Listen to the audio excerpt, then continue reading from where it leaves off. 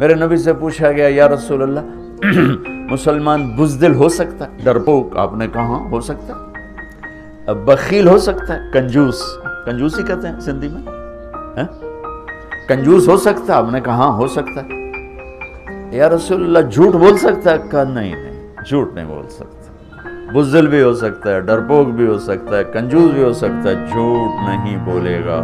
میرا امتی ہو کہ جھوٹ نہیں بولے گا، میرا امتی ہو کہ دھوکہ نہیں دے گا۔ من غش فلیس منا، جس نے دھوکہ دیا میری امت سے نکل گیا۔ میرا نبی روزانہ ظہر کے بعد بازار کا چکر لگاتے تھے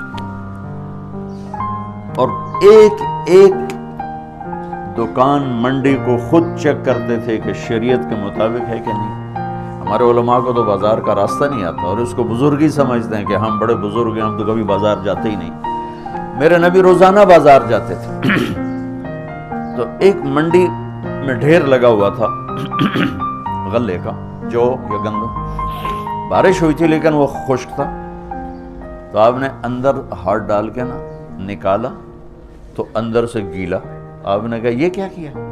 کہ یا رسول اللہ بارش آئی تھی تو وہ گیلا ہو گیا تھا تو کوئی لیتا نہیں، تو میں نے گیلا اندر کر دیا اور خشک اوپر کر دیا۔ تو آپ نے کہا گیلا نکار کے باہر رکھ تاکہ گاہک کو پتہ چلے تیرے سودے کے عیب کا، اور خشک کو نیچے کر۔ پھر یہ جملہ فمن غش فلیس منا، جس نے دھوکہ دیا میری امت سے خارج ہو۔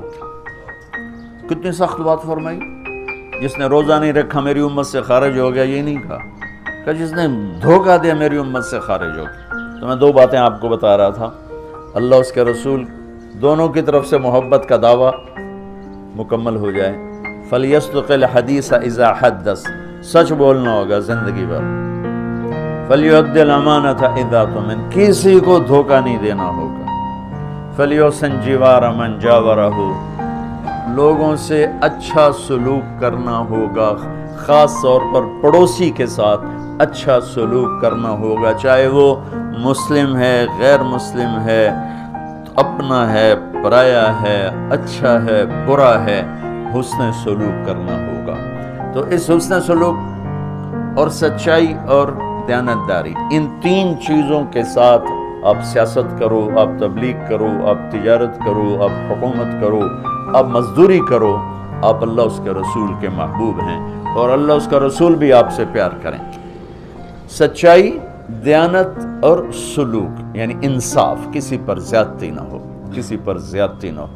حضرت عبداللہ بن عمر کا پڑوسی یہودی تھا، عبداللہ بن عمر یہودی، ان کے گھر مہینے میں ایک دفعہ گوشت پکتا تھا، ایک دفعہ۔